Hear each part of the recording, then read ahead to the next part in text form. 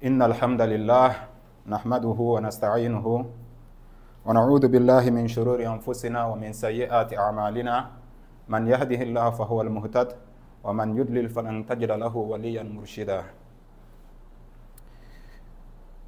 أحبة إخواتي، فقد جاء في القرآن الكريم: يا أيها الناس اتقوا الله، يا أيها الناس إن الله خلقكم من نفس واحدة وخلق منها زوجها وبث منهما رجالا وكثيرا واتقوا الله الذي تساءلون به والأرحام إن الله كان عليكم رقيبا. وجاء أيضا: يا أيها الذين آمنوا اتقوا الله حق تقاته ولا تموتن وأنتم مسلمون. وقال سبحانه وتعالى: يا أيها الذين آمنوا اتقوا الله وقولوا قولا سديدا يصلح لكم أعمالكم ويغفر لكم ذنوبكم ومن يطع الله ورسوله فقد فاز فوزا عظيما. الحمد لله ثم الحمد لله، نحمد الله كثيرا بهذا اليوم الجمعة وفي هذا الشهر الكريم، شهر رجب، شهر الله. فإن شاء الله اليوم سوف نتكلم عن بعض الأصحاب النبي صلى الله عليه وسلم، بالحق سنتكلم عن واحد منهم. ولماذا نريد أن نتكلم عن هذا الصحابة؟ نريد أن نتكلم عنه لكي نخرج من بعض القصة من حياته حكم لنا في ديننا يوميا إن شاء الله. وهذا الصحاب من أصحاب النبي الذي رباهم النبي نفسه، وهو علي بن أبي طالب. فإن شاء الله سنرى بعض القصة من علي بن أبي طالب، وفسنرى إن شاء الله حكم منها لنا إن شاء الله. Caros irmãos e irmãs, agradecemos a Allah subhanahu wa ta'ala, rendemos e reconhecemos nosso amor a Allah subhanahu wa ta'ala por nos permitir, alhamdulillah, estar nesse mês de Rajab, que é o mês de Allah subhanahu wa ta'ala, um mês pouco antes do mês de Ramadã, inshallah. E nessa sexta-feira, estamos quase na última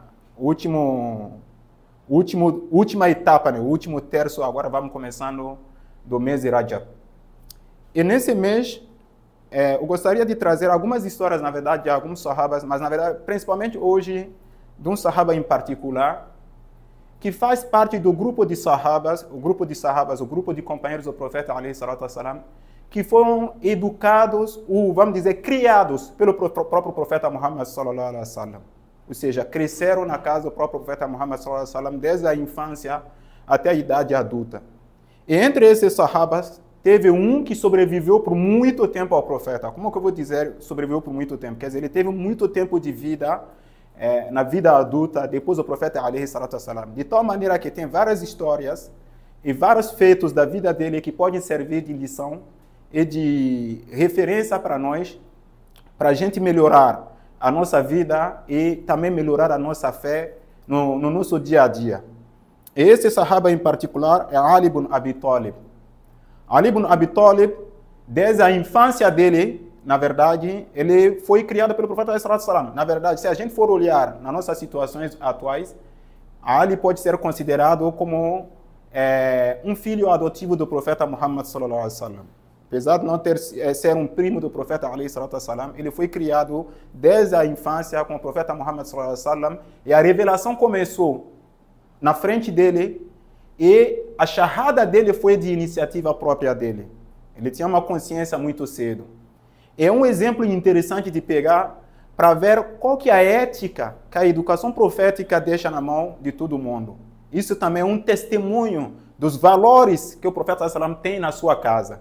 Inclusive, uma das coisas que o profeta alayhi salatu wassalam sempre fez questão de ressaltar, inclusive falava para as esposas dele, e isso é uma coisa muito marcante, que muitas vezes as pessoas relevantes, ou as pessoas em situação de poder, ou as pessoas em situação de honraria, muitas vezes não gostam de esconder, na verdade, o que acontece na intimidade ou na casa, porque muitas vezes é onde tem as fraquezas dele. E o profeta Salam, pelo contrário, incentivava as esposas dele, os familiares, as pessoas que viviam no seio familiar dele, de justamente não esconder nada dele, porque justamente tudo nele é qualidade. Então, ele não tem medo de nada, não tem nada a esconder, e são valores. E Ali ibn Abi Talib é uma pessoa que, na verdade, transportou esses valores. É verdade porque, no decorrer da história, por questões ideológicas, etnicistas e outro, falar de Ali virou uma coisa, parece até estranho, mas é importante a gente resguardar isso, porque dos grandes sahabas do profeta e daqueles que chegaram a governar a sociedade medinita, depois do profeta salam, ele foi o único que foi criado pelo próprio profeta salam desde criança. E isso deixou nele algumas características, alguns valores que são sutis, mas que são interessantes para a gente pensar. Um dos primeiros valores que é importante é o valor do trato com o outro. Ali ibn Abi Talib, ele tem uma história interessante com um vizinho que ele tinha. O vizinho não era muçulmano, mas isso não era o mais importante. Mais do que isso, ele era uma pessoa que atacava os muçulmanos, não militarmente, mas atacava, criticava, e não tinha problema em fazer aquilo. Em nenhum momento, e mesmo quando Ali ibn Abi Talib chegou à situação de ser governante, em nenhum momento tentou trazer qualquer constrangimento a ele. Mas pior do que isso, aí que é o ponto interessante que a gente pode trazer na vida de Ali ibn Abi Talib, aquele vizinho na casa dele, ele tinha um tipo de esgoto, um tipo de lugar que passa água, né? Passa água quando pessoas lavam roupa, lavam coisa na casa, passa lá. Pessoas jogavam e passavam lá. Só que esse esgoto dele caía na casa de Imam Ali. Caía na casa de Ali ibn Abi Talib. E em nenhum momento, isso aconteceu durante 20 anos. 20 anos, a pessoa não segue o mesmo caminho que Ali, mas mais que isso, ele critica, ataca ideologicamente. E Ali, sabendo disso, e mesmo assim, ele podia usar esse negócio de esgoto até como desculpa para atacar ele. Mas, pelo contrário, quando isso aconteceu, como que o vizinho vai acabar descobrindo o que está acontecendo? Não foi através de Ali, não foi Ali que foi falar para o vizinho, ó vizinho, está acontecendo isso e isso. Foi o próprio vizinho que um desses dias, ele estava precisando de alguma coisa com Ali e entrou na casa de Ali. E aconteceu que naquele dia a esposa dele estava lavando alguma coisa aí e estava caindo água. Então ele percebeu que o esgoto dele estava passando na casa de Ali e Ali nunca falou para ele. Ele pergunta para ele, há quanto tempo que isso está acontecendo, de meu esgoto passar na sua casa, eu ser seu opositor, e há quanto tempo isso está acontecendo e você nunca veio me falar? Ali falou, na verdade, isso está acontecendo há 20 anos. Ele pergunta, mas por que você nunca veio reclamar comigo? Sabendo que eu ataco você, sabendo ainda que eu não sou nem da sua religião, e sabendo que você está numa situação de governança, você é um governante. E o ponto sutil aqui é isso, um ponto da educação profética que o profeta alaihi salatu wassalam deixou. Porque isso é uma coisa que está enraizada numa pessoa que foi criada pelo profeta, porque ele não só ouviu. Tá? Tem um hadith do profeta onde o profeta relata, lembra que Allah subhanahu wa ta'ala recomendou o vizinho para ele, de tal maneira que ele chegou a achar que o vizinho vai fazer parte do testamento dele. Então, Ali não ouviu só a parte teórica, mas não, ele vivenciou dentro da casa do profeta como o próprio profeta lidava com adversidades diante de vizinhos. E Ali lhe responde, na verdade eu não lhe falei, simplesmente porque aquele homem que me educou, aquele homem que me criou, o mensageiro de Deus nos ensinou a ética do respeito ao vizinho. E se eu violasse essa ética, olha o rigor dele, pode ser um rigor até chato, até que vai ser uma coisa que vai trazer constrangimento, não vai trazer benefícios a ele, mas ele ficou firme naquilo e na resistência. Quando a gente fala de sobra, é isso que é a sobra. Ele ficou na resistência e não usou isso como argumento para atacar seu vizinho em nenhum momento. E ao falar isso, claro, ele quebrou totalmente os argumentos do vizinho contra ele. E foi um dos argumentos através do qual esse vizinho se aproximou dele e mais tarde se tornou muçulmano. Ele não fez isso por nada, porque isso aconteceu com o próprio profeta Muhammad sallallahu alaihi wasallam. O profeta alaihi salatu wassalam, ele tinha também um vizinho, e esse vizinho do profeta era pior. O vizinho do Ali não sabia. O do profeta, ele pegava o lixo dele e jogava na casa do profeta, pegava o lixo e jogava, para provocar mesmo.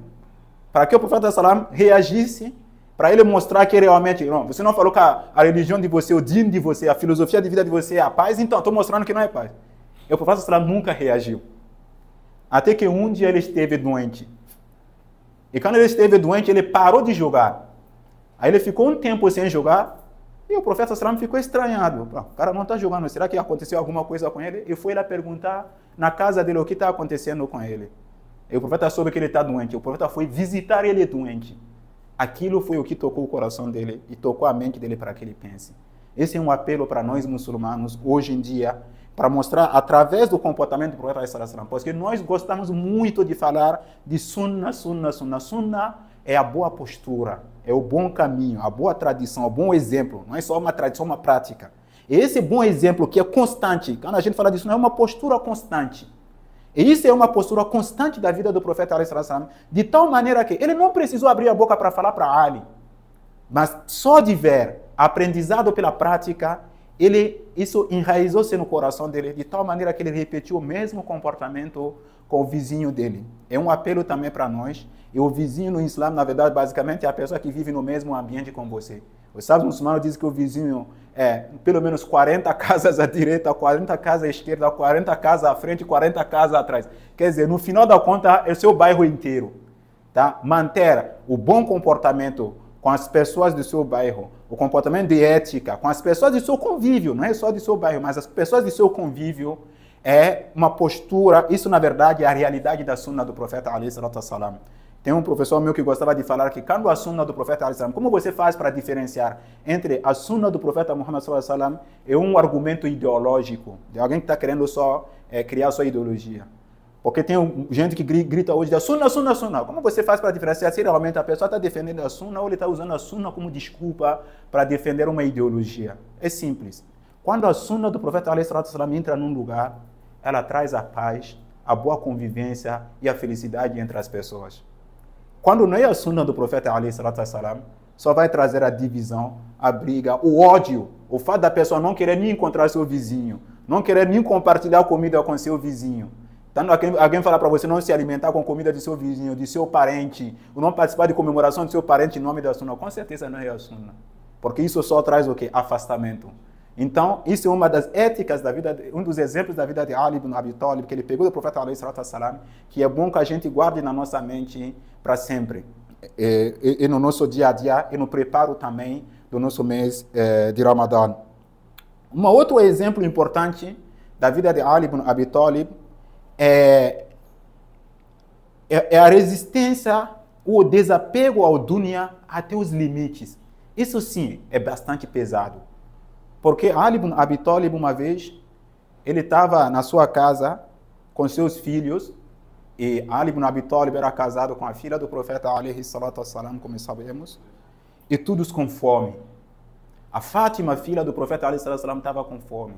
Mais do que isso, os netos do profeta alaihi salatu wassalam, que eram mais caros ao profeta do que qualquer coisa, estavam com fome. Ali, ele não estava preocupado com a fome dele, mas o que veio na cabeça dele é: esse homem me criou. O profeta alaihi salatu wassalam me criou. A reconhecimento, tá? Ter o reconhecimento com a criatura. Por isso que o profeta alaihi sallam repetia: aquele que não tem reconhecimento com a criatura não tem reconhecimento com o Criador. Se você não reconhece o bem que o outro te traz, que a criatura de Deus te traz, você não reconhece o bem que Allah subhanahu wa ta'ala te traz. Quando você não reconhece o bem que uma árvore te traz, a sombra de uma árvore te traz, e você vai lá e só corta e joga fora, você não reconhece o bem, até a carne do animal que vocês fizeram um abate para comer, você tem que reconhecer o bem que isso te traz. Você não reconhece o bem que seu semblante te traz, na verdade você não tem reconhecimento com Allah. E aquele que não tem reconhecimento com Allah, ele fez o primeiro passo para o kufr. O kufr é a renegação da mensagem, que Allah subhanahu wa ta'ala nos proteja contra isso. E a preocupação dele é: eu vou deixar a filha do homem que me criou, os netos do homem que me criou com fome? Ele falou: não vou fazer isso. Aí o que ele fez? Ele tinha um escudo dele. Hoje em dia, para a gente, talvez não, mas alguém que tinha escudo é tipo alguém que tinha um carro. Ele sai e entra no mercado e e vende o escudo. A história é um pouco comprida, vou tentar reduzir para a gente acelerar. Ele vende o escudo dele, vamos dizer, a 3 peças de moeda, para poder comprar alimento para sua família. E é tudo que ele tinha. A família estava lá vários dias sem comer. E quando ele ia lá para comer o alimento, comprar o alimento, algumas versões dizem que ele já tinha comprado, algumas versões dizem que ele não tinha comprado ainda. Vou pegar essa versão que ele não tinha comprado para a gente ir rápido. Uma pessoa que não tinha condição, pobre, um mendigo, se estende a mão para ele e pede: "Ô Ali, me ajude. Eu estou há um dia sem comer. Me dê alguma coisa para que eu possa me alimentar." A Ali pegou o que ele tinha e falou o seguinte: "Vou dividir em 3 partes. Então vou dar uma parte para ele e guardar os 2 para mim." E continuou o caminho dele. Mais à frente, outra pessoa vem na frente dele, encontra ele e pede de novo: "Eu estou há 2 dias sem comer." A Ali está talvez há uma semana sem comer. Ele podia sentar e falar: "Mas eu também, ó, eu, por exemplo, Astaghfirullah fala, mas eu, hoje em dia, no nosso mundo, eu mesmo, se você chegar, eu estou com fome, eu vou falar: ah, cara, se vira aí." O que vem na nossa cabeça? Mas aquela pessoa que foi criada por Profeta Sallallahu Alaihi Wasallam, a primeira coisa que vem no coração dele é compartilhar. Ele falou: tá, vou dividir então em 2 o que eu tenho, uma peça para mim e uma peça para essa pessoa. Com essa peça eu dou um jeito para me alimentar, mas principalmente alimentar a minha família. E mais à frente, uma outra pessoa encontra ele segurando a barriga com pedras. Antigamente tinha essa tradição que as pessoas, quando estão com muita fome, você amarra pedra na barriga para enganar a barriga, para apertar a barriga. E mostra para o Ali e diz: "Eu estou há 3 dias sem comer, me ajude, por favor." Agora virou pesado, porque ele só tem essa moeda. A família dele está lá, as crianças chorando. Eu vou fazer o quê? Essa pessoa ficou lamentando tanto que Ali olhou e falou: "Ele está sofrendo mais do que eu ainda sou jovem, minha esposa ainda é jovem, minhas crianças ainda são jovens. Inshallah, vamos procurar um jeito de trabalhar, alguma coisa para nos alimentar." Ele não tem força para trabalhar, então deixou com ele. Isso me traz um ponto importante dessa tradição islâmica do compartilhar, que muitas vezes, nós mesmos muçulmanos achamos que não existe isso no Islã. Não, isso é uma das qualidades do Islã que se preservam. Talvez aqui a gente não vê, ou talvez em alguns países onde as pessoas andam com petrodólares você não vê, mas vai nos países africanos, vai na Indonésia, vai na China muçulmana, vai nesses lugares você vai ver que até hoje, sexta-feira, as frentes da mesquita estão cheias de mendigos. Tem gente que critica isso hoje. Ah, nós muçulmanos, não. Esses mendigos estão indo lá porque eles sabem que lá eles vão ter ajuda. Eles sabem que pelo menos lá alguém vai dar alguma coisa. Eu não esqueço disso. Desde a minha infância eu me lembro que tinha um mendigo que ia todo dia na frente da mesquita, toda sexta-feira na frente da nossa mesquita. O nome dele era Natal, Noel. Ele não era muçulmano. Ele ia na mesquita, pegava a comida dele, pegava a ajuda dele, se alimentava, ia na igreja rezar no domingo e todo mundo sabia. Mas ninguém nunca recusou nada a ele. Então, muitas vezes, não achemos que essas tradições se perderam. Não, tem muçulmanos ainda praticando. Não podemos dizer que nessa sociedade atual não tem como praticar. Tem como praticar porque ainda tem gente praticando isso. Isso é uma lembrança importante que a gente tem que guardar na nossa mente. E essas pessoas continuam praticando porque esses personagens, como Ali ibn Abi Talib, que foram exemplos da vida do profeta Sallam, continuam servindo de exemplos e referências para as pessoas nessas sociedades. Não é porque algumas sociedades perderam isso que tem que achar que as sociedades muçulmanas perderam essa tradição. Elas não perderam. Até hoje você vai em qualquer país da África subsaariana, África Ocidental principalmente, não posso falar dos outros que eu não conheço, mas África Ocidental, vários países lá eu conheço. Cada sexta-feira você vai ver os mendigos alinhados e você vai ver às vezes uma pessoa super rica chegar com seu carrão. Ele vai descer, vai lá na feira ou alguma, comprar comida, comprar alimentos e ficar distribuindo. Nós mesmos, quando éramos crianças, quando a gente ia para a mesquita, na sexta-feira, as senhoras, as nossas avós, nossos avós, as pessoas que não tinham condição de ir até a mesquita, chamavam a gente e dava uma moedinha. Dá essa moedinha em caridade em meu nome. Isso é uma tradição islâmica que os sábios muçulmanos que ainda respeitam os métodos do profeta alaihi salatu wassalam ainda preservaram. E Ali ibn Abi Talib, essa história de Ali ibn Abi Talib nunca esqueço, porque desde criança é a história que sempre nos é contada. Só que a história não terminou aí. Ali mais à frente, ele encontra uma outra pessoa com um cavalo bonito. Essa história é importante. Esse cavalo, na verdade, é Al-Buraq. Ali ibn Abi Talib foi o único ser humano que conversou, que fez caridade para anjos e fez comércio com anjos e ainda vendeu Al-Buraq. Ele montou Al-Buraq antes de estar no paraíso. Além do profeta, ninguém montou Al-Buraq. Al-Buraq é o tipo de meio de transporte que as pessoas, que inshallah, vão alcançar o paraíso, que elas vão nos conceder o paraíso, vão usar para se transportar. Ali foi o único ser humano a montar Al-Buraq nesse mundo. Ainda vendeu Al-Buraq. E ainda fez caridade para anjos. Por quê? Porque chegou uma pessoa com um cavalo de raça, um cavalo bonito, nunca visto. E fala para Ali ibn Abi Talib: eu quero, vou só supor aqui, eu quero 10 peças de moeda nesse cavalo. O que você ganhou acima é teu, mas eu quero só 10. E Ali pega o cavalo, ele cansado, com fome, mas essa pessoa falou: eu sou novo na cidade, vou ajudar a pessoa. A questão também de luta contra a xenofobia, porque é uma característica desse mundo de hoje, vamos ter que falar disso. A pessoa de fora, o estrangeiro, ou outro, até mesmo no mesmo país. A gente tem isso, pessoa de outra região tem que ser desmerecido. No Islã não existe isso. A partir do momento que Ali ouviu falar que essa pessoa é uma pessoa estrangeira, a primeira postura dele foi o quê? Esquecer as dificuldades dele para ajudar essa pessoa. Hoje é o contrário. Enquanto no Islã é uma ética Islã, ajuda tanto que o termo corânico é Ibn Sabil, os filhos do caminho. O Corão não diz estrangeiro, não existe. São os filhos do caminho. Fazem parte das pessoas, inclusive, que têm direito a zakat, para justamente cortar a xenofobia na sua raiz. Não existe muçulmano que deva presenciar a xenofobia e não se revoltar, e não ser firme contra isso. Em nenhum momento devemos admitir isso. E a Ali ibn Abi Talib nos dá mais esse exemplo. Olha, começou com a pessoa que não tinha condição, veio a pessoa que era estrangeira. Ele podia também aproveitar, essa pessoa é estrangeira, ele não tem nenhuma base na minha cidade, não tem nenhum direito aqui. Ou posso pegar o cavalo, vender e não devolver o dinheiro para ele. Porque ele está sentado no canto, basta eu ir embora e deixar ele. Ele podia fazer isso. Ele não fez isso, justamente pelo respeito que tem que ter para a pessoa que é estrangeira. Por isso que você vai em várias sociedades muçulmanas, de novo, vou falar de sociedades africanas. Algumas pessoas não gostam muito quando eu citei exemplos da África, mas é importante a gente citar. Sim, exemplo de Islã. Você vai em alguns países como a Indonésia, em outros países muçulmanos. Eu vou falar dos países da África subsaariana, África do Oeste, porque eu conheço bem. Até hoje é isso. Eu não esqueço, não consigo lembrar quantas vezes eu dormi, cedi minha cama para pessoas que vinham de fora dormir em casa.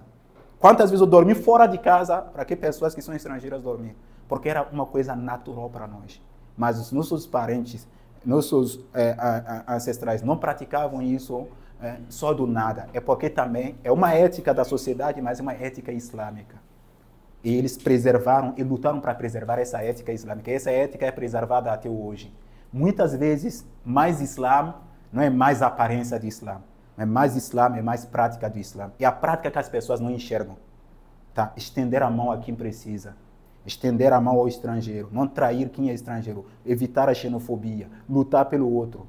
Em contrário a isso, os outros, aqueles que são etnicistas e xenofóbicos, exatamente o contrário da postura islâmica. Então, não adianta mostrar uma aparência, não existe uma aparência islâmica. A aparência islâmica, ela está primeiro na postura. A sua postura que demonstra isso. E isso é uma prática que existe até hoje em sociedades muçulmanas, que é importante também exaltarmos o que nossas sociedades preservaram. E Ali pega o cavalo, vai para o mercado. Aí uma pessoa vê o cavalo e fala: esse cavalo é muito bom. Antes mesmo que Ali fale o preço, Ali queria falar, é 10. A pessoa falou: eu te compro isso por 15. Ali falou: mas é 10. Olha a situação do cara. Você pode dizer um cara chato, um cara... Não. Ele falou: é 10. Aquela pessoa que me deu para vender 10, mas falou: eu quero comprar por 15. Então, aquele que quer comprar, que insistiu e deu os 15 para Ali. Ele podia pegar os 15 e tirar os 5, que foi isso que o outro disse para ele, e ir embora, dar só os 10 para o outro. Não.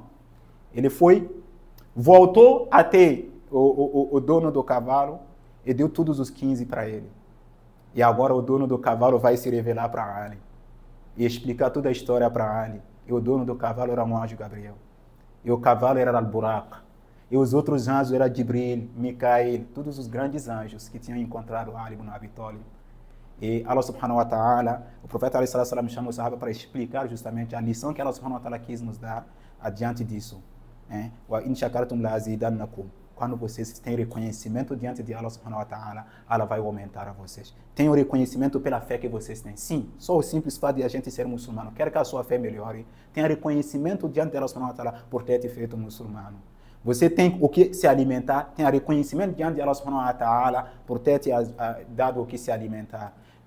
Até você conseguir se alimentar, né? A capacidade, como que nossa barriga, nosso corpo processa o alimento, tudo isso, tenhamos reconhecimento a Allah subhanahu wa ta'ala, e Allah subhanahu wa ta'ala vai nos aumentar em fé, vai nos aumentar também nas nossas necessidades básicas nesse mundo, que ela nos conceda o que há de melhor nesse mundo e no Akhirah.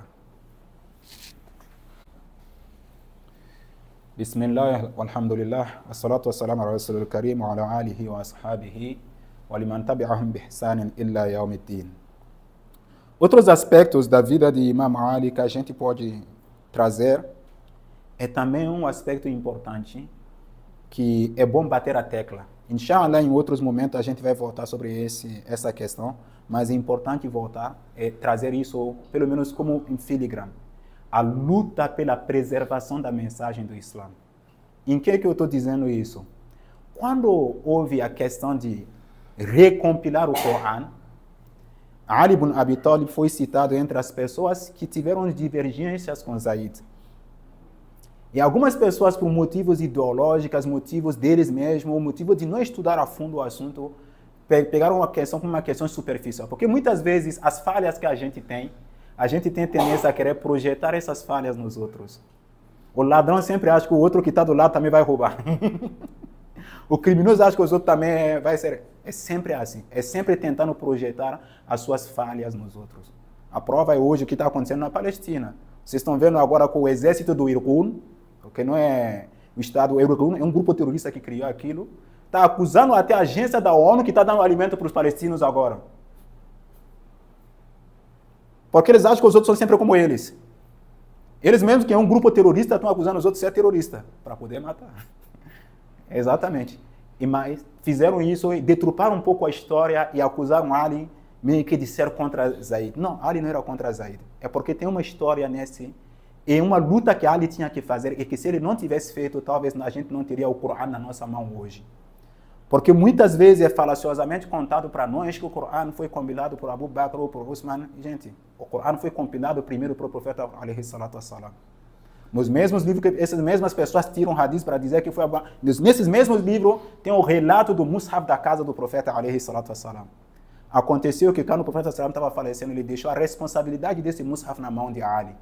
E pelo amor que ele tinha para o profeta alaihi salatu wassalam, quando quiseram recompilar no sentido de reescrever em material de melhor qualidade, eles queriam fazer isso sem ter o Mus'haf original na frente. E Ali foi lá e brigou. Isso não vai acontecer. É verdade que eram pessoas que eram hafiz do Corão, todo mundo sabia o Corão, mas era importante que a herança deixada pelo profeta ﷺ seja preservada e que ela sirva de referência. Essa é uma briga também que é importante. Quando é para lutar para preservar a mensagem do Islã, a gente tem que ser firme. E Ali foi firme naquele momento. Não importa o que vai ser dito sobre ele depois, não importa a interpretação que os outros vão ter, mas preservar a mensagem do profeta ﷺ, preservar o conhecimento, a metodologia de transmissão do conhecimento do profeta ﷺ, é algo sobre o qual não há negociação. É a mesma postura que ele teve também quando, depois do falecimento de Uthman ibn Affan, alguns etnicistas, pessoas que tinham lógicas etnicistas, meu povo que tem que... Meu povo, chegaram com essa lógica, Ali se levantou e se resistiu contra eles. Apesar disso poder gastar o nome dele, foi importante ele manter essa firmeza. Isso também são comportamentos que ele simplesmente aprendeu no dia a dia com o profeta alaihi salatu wassalam, porque aprendeu com o profeta sallallahu alaihi wasallam que o profeta sallallahu alaihi wasallam nunca foi etnicista, nunca teve lógica de meu povo. Não. Pessoas usam muito esse hadith de dizer hubbul watan min al-iman. Não, o profeta sallallahu alaihi wasallam hubbu sha'b. O watan é quando você se reúne num espaço, se organiza para conviver junto. Sim, preservar esse espaço é um ato de fé.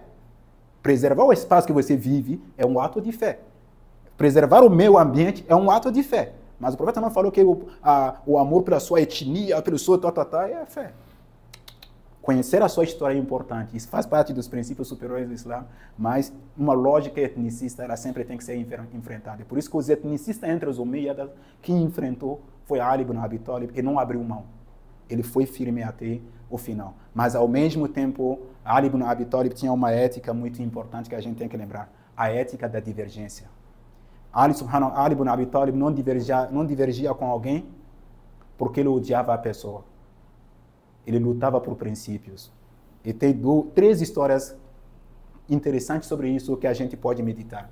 A primeira é quando, durante uma das batalhas, ele estava lutando contra um inimigo. Ele era um cara que era conhecido como forte em luta.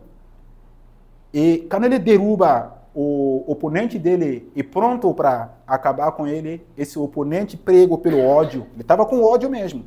Um ódio que pode até ser legítimo dele. E cuspiu na cara de Ali ibn Abi Talib. E Ali simplesmente levantou e deixou ele. Muita gente conhece essa história. Ele corre atrás de Ali e pergunta, mas por quê que você não me matou? Porque eu te deixei com mais raiva. Eu falei, justamente. Enquanto eu estava lutando com você, estava lutando por um princípio. Nós muçulmanos lutamos por princípios. Defendemos as coisas por princípio, por Allah subhanahu wa ta'ala. Pelo princípio supremo que é as-salam. Tá? Tanto que o Islã é o que? O movimento constante para o salam. E não por lógica emocional. Quando você defende algo por emoção, reconsidere e volte a defender por justiça.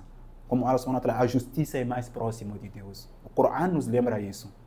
Não, se eu estou defendendo os povos que estão sofrendo os afros do terrorismo, o do neocolonialismo na África, nunca vai ser por emoção. Se é por emoção, está errado. Se é porque é seu país, está errado.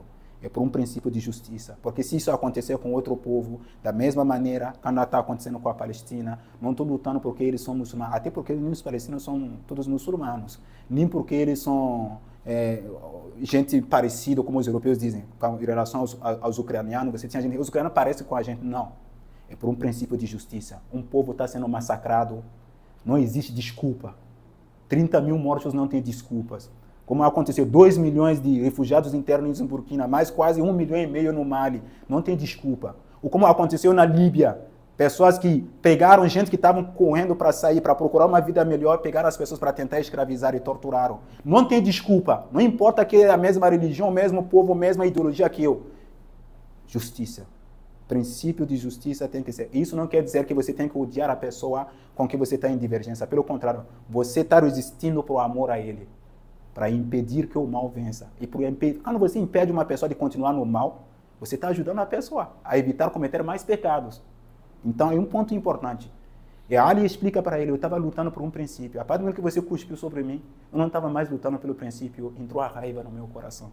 E por causa disso, eu não te matei. E isso fez essa pessoa pensar. É um dos motivos que mais tarde a pessoa vai adentrar o Islã. Muitas vezes a gente coloca a pessoa adentrou no Islã não foi na mesma hora, mas essa mesma pessoa conta a história mais tarde, por que ela adentrou o Islã. Tá? E isso aconteceu com o profeta Ali sallallahu alaihi wasallam. Ali não pegou isso de nada. Todo mundo conhece a história do profeta Ali sallallahu alaihi wasallam descansando embaixo da árvore.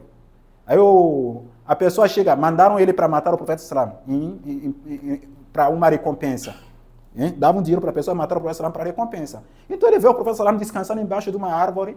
Ele chega lá, simplesmente coloca a espada na garganta do profeta alaihi salatu wassalam. Aí aperta a espada e o profeta olha para ele. Ele, em toda a sua arrogância, naquele momento, achando que tinha tudo na mão, fala agora, quem vai te salvar de mim? O profeta sallam estava lutando por um princípio. Ele fala, Allah, com toda a confiança. Não é só a fala, mas a confiança que você coloca na fala e a garantia, a certeza absoluta e a força que sai dessa fala acabou com ele. Ele começou a tremer e deixou a espada cair. E o profeta sallallahu pegou a espada agora. Quem vai te salvar de mim? Eles aí começou a chorar, minha. E o profeta sallallahu fique tranquilo, o meu objetivo não é te matar. Meu objetivo é trazer a mensagem. Esse é o princípio. Esse é o princípio que os muçulmanos aplicam em vários lugares do mundo. Se você vai na África Ocidental, apesar do colonialismo, apesar das invasões que aconteceram em países africanos, pessoas não odeiam os franceses que invadiram, por exemplo, Burkina, Mali, o Senegal, os ingleses que invadiram Gana, outro. A mesma coisa, um exemplo importante com o povo palestino agora. Apesar dos 30 mil mortos, apesar dos hospitais que são bombardeados, apesar das escolas que são bombardeadas, apesar das bombas proibidas, apesar de pessoas que disseram para largar bomba atômica, você não vai encontrar nenhum palestino com ódio daqueles que estão matando eles. Porque são europeus, tá? Não são europeus. Mas não vai ver nenhum com ódio dessas pessoas. Pelo contrário. Até os caras que acusaram do Hamas, que pegaram reféns, até os próprios reféns, quando eles estão liberando, é com amor. Esse é um exemplo de que alguma coisa sobrou, é uma ética islâmica que deve servir de lição. Se uma coisa deve nos servir de lição, no que está acontecendo na Palestina, em alguns países da África subsaariana, na China muçulmana e em alguns outros lugares, a grande lição que a gente tem que lembrar é a capacidade de fazer a diferença entre o princípio e o ódio. Não ter ódio por causa disso, mas lutar por um princípio. Isso é importante. E Ali ibn Abi Talib nos traz esse exemplo. Outro exemplo interessante agora é uma divergência interna. Ali ibn Abi Talib era conhecido por ter muita divergência ideológica mesmo, normal, entre ele e Omar ibn Khattab. Por engraçado que pareça. E muita gente até, às vezes, usa essas histórias para tentar atacar Ali, mas não é. Mas eles têm essa divergência, mas o amor entre eles. Eles não divergiam para o ódio, pelo contrário, para o amor. Eles podem divergir, podem discutir, mas o amor dentro deles ninguém tira. Se você vê Ali e Omar discutindo e você quiser aproveitar para entrar no meio para dividir eles, você vai sair morto. Porque se Omar não acabar contigo, Ali vai acabar contigo. Se você for falar mal de Omar para Ali, se ele não acabar contigo, se você for falar mal de Ali para Omar, mal de Omar para Ali, ele vai acabar contigo. Se você for falar mal de Ali para Omar, ele vai acabar contigo. Mas os dois não tinham problema em expressar suas divergências. E isso nunca impediu que o amor entre eles fique firme. Um exemplo desse amor, esse também é uma outra ética da divergência. Eu posso não concordar de você. Isso foi a postura de Ali. Quando ele chegou numa situação que não concordava mais com Abu Bakr, que não concordava mais com Uthman, o que ele fez? Ele simplesmente ficou na dele, se afastou, focou nos alunos dele e ficou ensinando os alunos dele. Ele não foi lá atrapalhar eles. Mas Omar também o que ele fez? Ele foi tentar perseguir Ali e impedir ele de trabalhar? Não. Hoje em dia é o contrário dos muçulmanos, na nossa própria umma. Muitos gostam de encher a boca para falar de união, união, união. Mas quando ele vê outro muçulmano trabalhar, em vez de ajudar, se não vai ajudar, ele vai lá tentar atrapalhar até. Ah, você está vendo esse fulano, esse Ibrahim aqui, nunca faz aula com ele, ele é assim, assim, assim. Não, não faz isso, não fala com fulano. Não. Isso é nós muçulmanos fazendo isso. Não temos a ética da divergência. Quer dizer que, na verdade, não é uma divergência para o amor, é divergência para o ego. Quando você quer que o outro deixe de existir. Ah, não, tem que ser só eu. Ninguém pode existir fora eu. Eu tenho que ser o master. Então, na verdade, você só está na sua lógica de ego, você não está pregando nenhum Islã, você não está querendo nenhuma união. Você é realmente o divisor do Islã. Que Allah subhanahu wa ta'ala nos preserve contra isso. A Ali e Omar tinha isso, mas Omar, durante o governo de Omar, o principal conselheiro dele era Ali. Abu Bakr ele não foi, mas quando Omar chegou ao governo, chamou ele e falou, se não fosse Ali, Omar era perdido. O principal conselheiro de Omar era Ali. Por isso que Omar era super rigoroso. Não é só Omar que era assim, não. É que Ali também é assim. E uma vez, os dois estavam com o profeta ﷺ e o profeta ﷺ estava falando Ifshu salam, espalhe o salam. E espalhar o salam em dois sentidos. Espalhar ele na prática de tal maneira que os meios que vocês estejam sejam meios apaziguados, mas também espalhar no sentido de vocês falarem também o salam. O salam é a nossa saudação. Aí o profeta ﷺ explica que quando duas pessoas se encontram, a primeira pessoa a falar o salam tem 10 vezes mais mérito que a pessoa que responde. Aí Ali e Omar, depois disso, se encontravam na rua, quando iam para a mesquita. E toda vez que estavam vindo para a mesquita, Ali ficava fixando Omar, ficava olhando Omar, esperando que Omar fale o salam. E Omar, claro, esperava que Ali ia falar, porque Ali costumava falar primeiro. Então, ele costumava dizer primeiro o salam. Mas agora, toda vez que ele encontrava Omar, ele esperava que Omar falasse. Toda vez. Até uma hora a coisa começou a irritar Omar. Também isso, a ética. Você não entendeu? Vai à fonte. Não comece a acusar. O que Omar fez? Você não quer ir direto para a pessoa, então chama na frente de alguém que é autoridade para vocês dois. Omar foi diante do profeta alayhi salatu wassalam e chamou Ali para colocar o questionamento dele. Ya Rasulullah, eu tenho uma preocupação. Não sei se meu irmão Ali está chateado comigo. Olha, ele não foi acusando. Ele foi procurar para saber se Ali está chateado com ele, que expressa o que está chateado para que ele peça perdão. Ele não foi numa lógica de vou lá atacar ele. Não. E o profeta sallam chama Ali e pede para Omar explicar. Ele falou, faz um tempo que agora ele não me fala mais o salam em primeiro. Toda vez que a gente se encontrava antes, ele me falava o salam primeiro. Agora ele fica me fixando. Se eu não falar o salam, ele não fala. Fosse a gente já estava bravo com a pessoa. E o profeta pede para Ali explicar. Ali falou, não. É porque você falou que aquele que fala primeiro o salam tem 10 vezes mais mérito que aquele que responde. E eu quero que Omar, ele é melhor que eu. E eu quero que ele seja melhor que mim no paraíso. Por isso que eu sempre quero que ele fale primeiro o salam, porque ele, para mim, é melhor que eu. E Omar começa a chorar e fala, não, você sempre foi melhor que eu. Eu que quero que você esteja acima de mim no paraíso. Esses são exemplos de ética, de comportamentos que a gente deve se lembrar nesses meses que estão antecedendo o Ramadã, para a gente preparar nosso Ramadã, ter uma boa ética da divergência, uma ética de acolhimento ao estrangeiro mesmo, uma ética anti-xenofóbico, antirracista, uma ética de apoio a quem está sofrendo, tá? Uma ética de nunca deixar de fazer doar para quem está passando por dificuldade em qualquer lugar do mundo, nunca deixamos. Muitas vezes a gente fala, fazemos o doar, não está se realizando. O doar é atendido, mas realizado como a gente quer, nem necessariamente sempre. Mas às vezes o doar está sendo realizado e você não está percebendo. Então, que nunca desistimos disso e que Allah subhanahu wa ta'ala nos ajude a seguir o exemplo desses sahabas e o exemplo do profeta Muhammad sallallahu alaihi wasallam. Inclusive, Ali e Omar tinham uma história interessante entre eles dois, que uma vez o Omar sonhou, o Ali sonhou à noite que ele estava sentado junto com o profeta alaihi salatu salam. Alguém veio oferecer leite ao profeta alaihi salatu salam e o profeta bebeu o leite e passou para ele beber. Ali beber. Ali bebeu um pouco, o profeta retirou. E Ali falou, o leite estava tão bom que Ali falou, profeta, me bisa, de novo, quero de novo. Ele acordou.